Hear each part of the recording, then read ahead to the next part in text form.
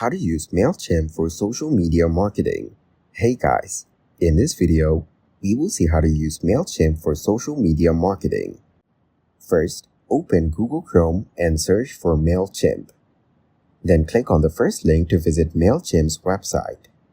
Now click on Login at the top right corner. Enter your email and password, then click Login.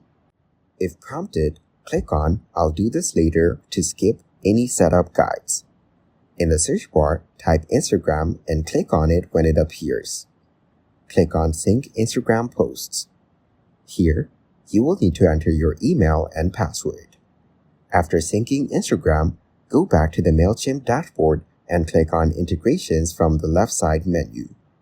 From the Integrations page, click on Facebook or Instagram ad to set up your advertising campaigns. You can now create and manage your ads directly from MailChimp, targeting your social media audience effectively. Thank you guys so much for watching.